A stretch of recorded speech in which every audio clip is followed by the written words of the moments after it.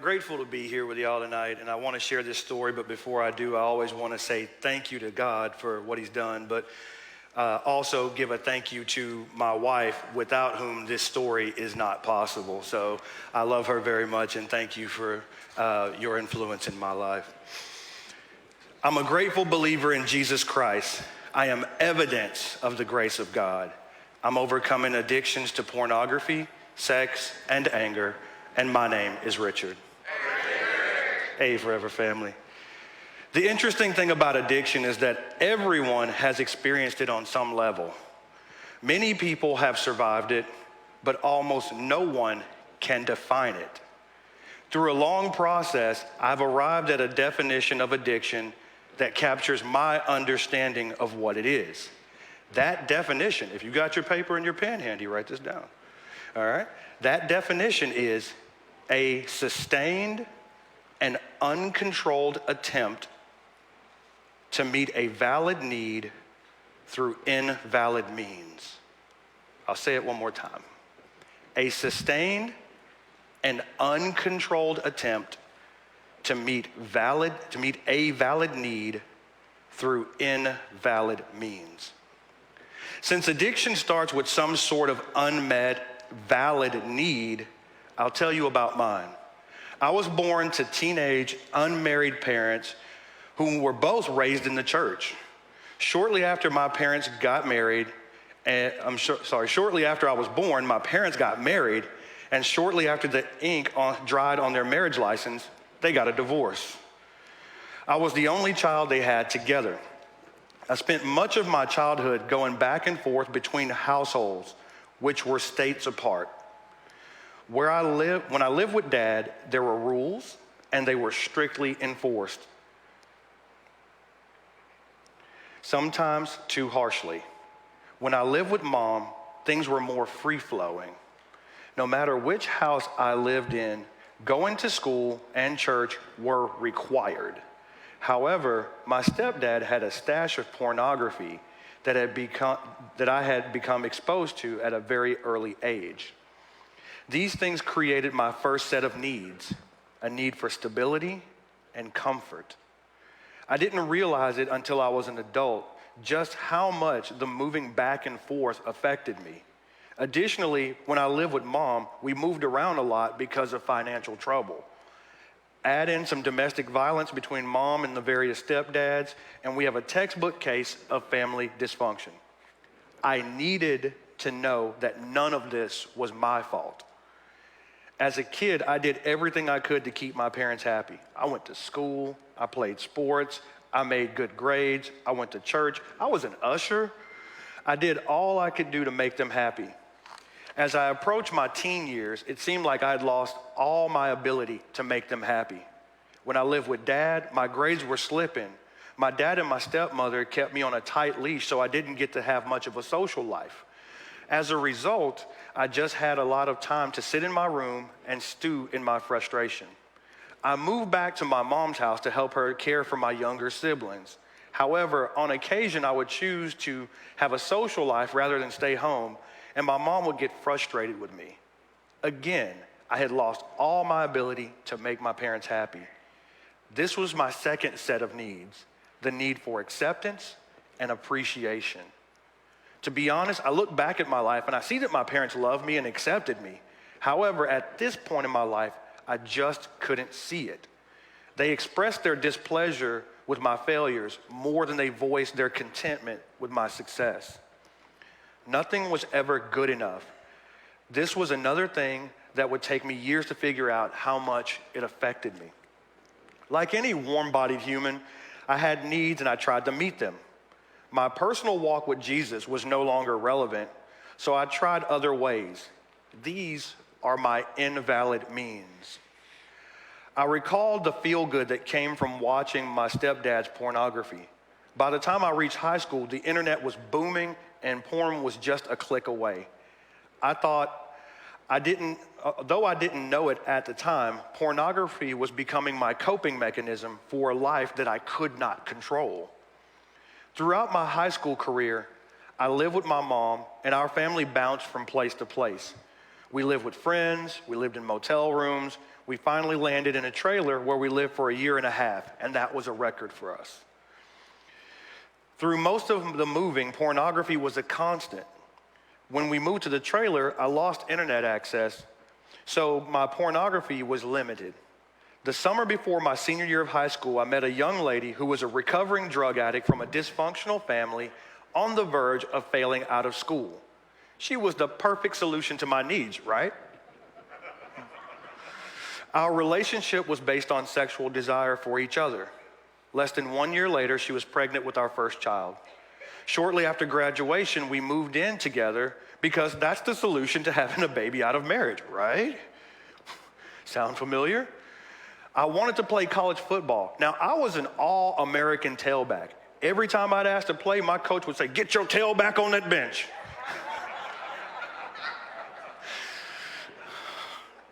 I was still covering up the needs I had before and added to it the frustration of letting go the dream of playing college football. Sex became my new invalid means. I wanted to be good at sex, so I studied pornography all the time. As anyone with a pornographic addiction will tell you, the material of the films I watched got more and more graphic over time. My girlfriend was suffering badly, and to curb my desire to have sex with other women, she would adhere to my every sexual whim. She subjected herself to things that no one should have to do just to keep me in the house. All the while, I had no idea of the damage I was doing to her or to myself. Eventually, we had 2 children and a dysfunctional relationship. Over time, my pornography and sexual obsession drove us apart. After the split, I had many of what I call sympathy syndrome relationships, where I would hook up with a woman who had just gotten out of a bad relationship. She would fall for me because I was there at the right time. I would exploit her weakness, and I could use sex to fix her and make her feel better, or so I thought. I would purposefully pick out women who looked like they had no self-esteem. She would be grateful to have someone interested in her, and my ego was fed by the idea that somebody thought I was the key to their happiness. I mismanaged the cycle of girlfriends and sex partners, all while thinking to myself, if only I could just find the right woman. My behavior had become sustained. The drug addict I met in high school wasn't the one. The wild party girl, now she was the one until she wasn't. The trauma survivor, she was the one until she wasn't. All along, the single mom was the one until she wasn't. The codependent was the one until she wasn't. All along, my pornography habits worsened, and with each relationship ending, I became more and more detached from my emotions and reality. Each time I allowed the woman to think something was wrong with her and that I was a normal man with a normal sex drive. Each time I lost more and more control. I had all the reasons to stop these behaviors. My kids. I was working towards getting into medical school. I didn't want to jeopardize my career. Pregnancy scares, multiple pregnancy scares, a few of them at the same time. But no matter what the reason was, the addiction was greater. My friends and family members told me I had a problem, but I didn't believe them. Though I did kind of get a clue when I heard myself describe a particular woman as my kind of trashy. My behavior had become uncontrolled. Addiction, a sustained and uncontrolled attempt to meet a valid need through invalid means. I was in full-blown addiction. In a moment of brokenness, I recalled my favorite Bible verse, Revelations 21:4. And he will wipe away every tear from their eyes, and there will be no more mourning or death or crying or pain, for the former order of things has passed away. This is what I really wanted, someone or something to take the pain away. I was addicted and I was angry. Since anger was the only emotion I could truly feel at the time, I became addicted to being angry. However, the idea of an angry black man scares a lot of people. So I turned to sarcasm. I could breathe out the frustrations about life and the people around me, but it just seemed like jokes to them. I felt like these people were too stupid to know I was making fun of them, which made the sarcasm all the more enjoyable. Still, nothing was good enough. The women were not good enough. My reasons to quit were not good enough. God was not good enough. But what I was really saying was, God, I'm not good enough for you. However, in a brief lapse in my stubbornness, I broke a 10-year silence with God. I gave him a detailed list of what I wanted in a woman. Not exactly the way to break a 10-year silence with God, by the way. But surrender is the starting block in this faith race. God heard me, and I guess he decided, since Richard only responds to women, let's try one of those. So during my junior year of college, I met this loud, obnoxious, nerdy lady who was a friend of some friends. Our first personal conversation started with her taking my fork from my hand, and she started eating my mediocre quality yet overpriced cafeteria food. I did not see her as the solution to any problem in my life. In fact, I saw her as the next problem in my life. Thank God he saw her differently. Through a series of odd occurrences, this young lady and I started dating.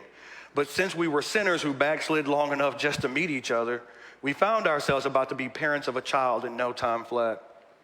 She panicked and said she was going back to church. I said that was fine, and I wished her good luck at church. She informed me that I was coming too, to which I replied, no, I'm not.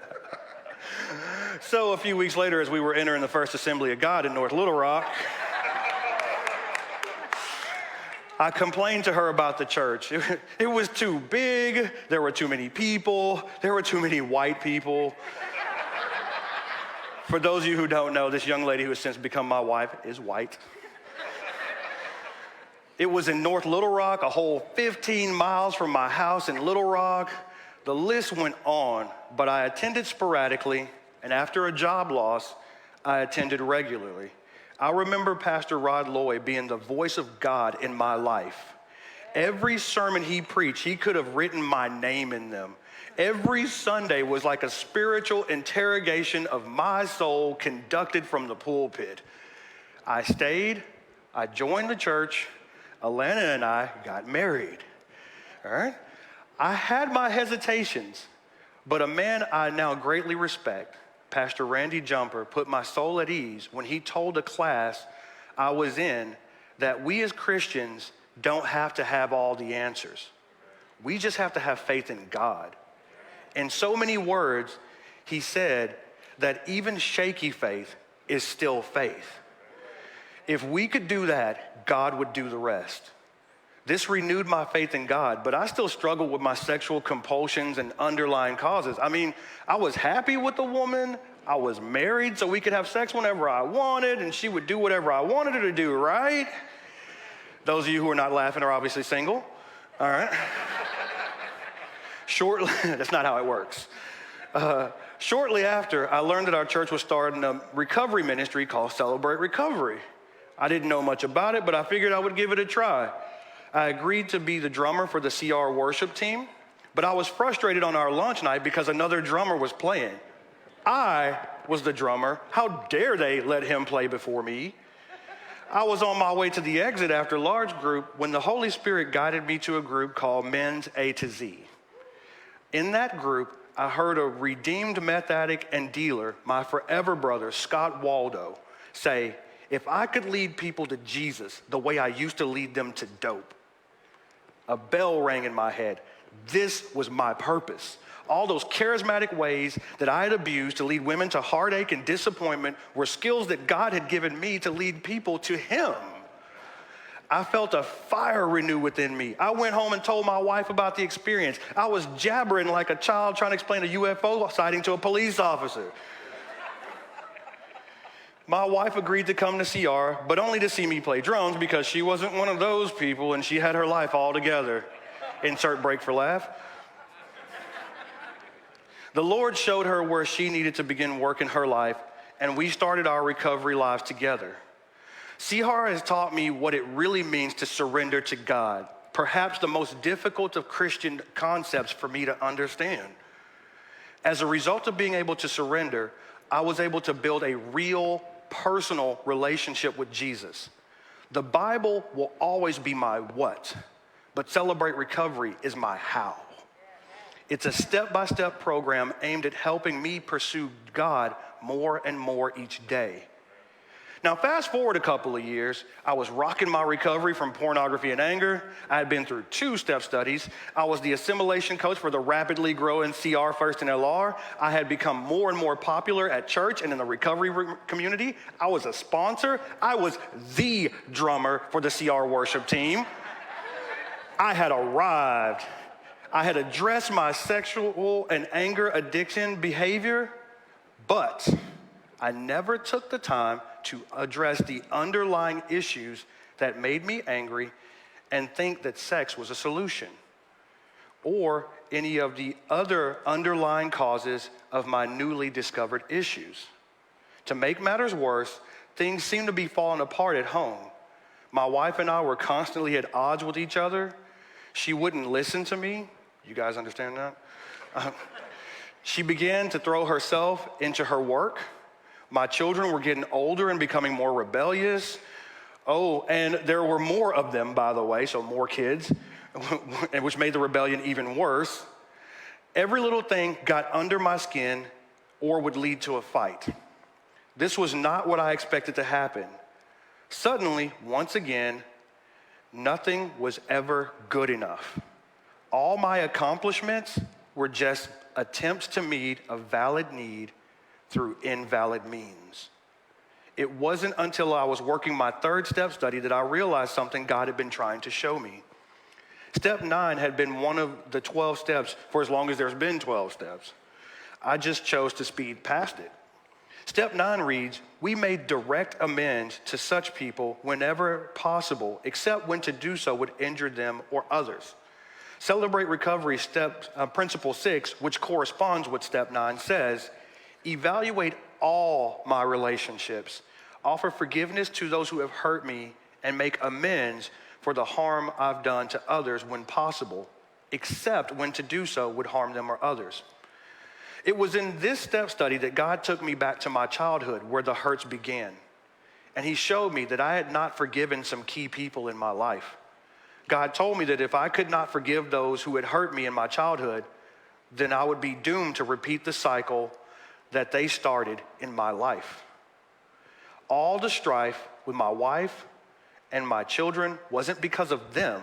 It was because of my lack of forgiveness had allowed the cycle of dysfunction to continue. Why did it take me 3 step studies to realize this? A couple of people from my past were not people whom I could safely make amends to. So I just wrote them off in the amends process. God showed me that forgiveness happens in the heart.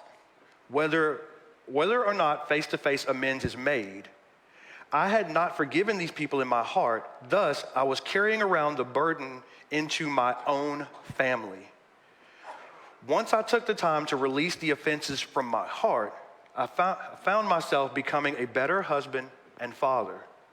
Little things didn't bother me as much, and it was easier to be satisfied with the life that I had. The devil takes many forms to deceive us. In my childhood, the devil took the form of my insecurity. In my teen years, he took the form of my sexual impurity. In my adulthood, he took the form of my own pride. James 4:10 says, humble yourself before the Lord, and he will lift you up. I would now like to read that same verse from the New Richard Tatum version. It says, humble yourself before the Lord, or he will do it for you. Lamentations 3:40 says, let us examine our ways and test them, and let us return to the Lord. I learned that most of my issues were of my own making. I was simply masking the root causes, not dealing with them. I had never addressed my need for approval and acceptance. Ironically, it was at Celebrate Recovery that I had been loved and accepted all along. I I had never forgiven those who had started my cycle of dysfunction. In step study, God helped me find the courage to do just that. My life verse, Psalms 116, 1-2 reads, I love the Lord, for he heard my voice. He heard my cry for mercy. Because he has turned his ear to me, I will call on him as long as I live. In this passage, the author, King David, captured the essence of my life. I have trouble. I have had trouble. I will continue to have trouble. But I can call on the Lord and he hears my cries. A true and lasting relationship with the Almighty God was the valid solution to my needs. He was the key that unlocked the prison of my addiction and break the cycle of my dysfunction. To the newcomer, I want to share 3 important things I've learned in recovery. The first of these three things are the first things my sponsees hear out of my mouth when I become their sponsor. First, your struggle does not make you evil. As addicts or people with compulsive behaviors, we like to think that the things we've done make us the worst people on earth. Jesus in John 16:33 told his disciples, and thus us, that in this world you will have trouble. He didn't say the simple or easy kind. He just said there would be trouble. But he also said he had overcome the world. So no matter how bad your struggle is, Jesus has already overcome it. Next, you are not the only person with that particular struggle. As addicts or people with compulsive behaviors, we like to think we're the only ones that understand our struggle. For you numbers people, there are 7.6 billion people on earth. That means that your chances of having an original struggle is 1 in 7.6 billion. The odds of winning the lottery jackpot is 1 in 302 million. That means you are 25 times more likely to win the lottery than to have an original struggle. Play that. All right. Better still, Scripture tells us in 1 Corinthians 10:13, no temptation has ever overtaken you except that which is common to mankind. God is faithful. He will not let you be tempted beyond what you can bear, but when you are tempted, he will also provide a way out so you can endure. Other people know what your struggle is like, and God will provide a way out. That brings me to my last thing to mention. Get connected. Every good recovery has 3 parts: the grace of God, the will of the person in recovery, and the support of others. As addicts or people with compulsive behaviors, we tend to isolate ourselves in struggles. I have almost 8 years of recovery. I would have never made it past day 1 without my small group members, my accountability partners, my sponsor, or my stepbrothers. We are humans and we need people. No one does this alone. Just remember, recovery happens one day at a time, and that's why we say, keep coming back. Thank you for letting me share.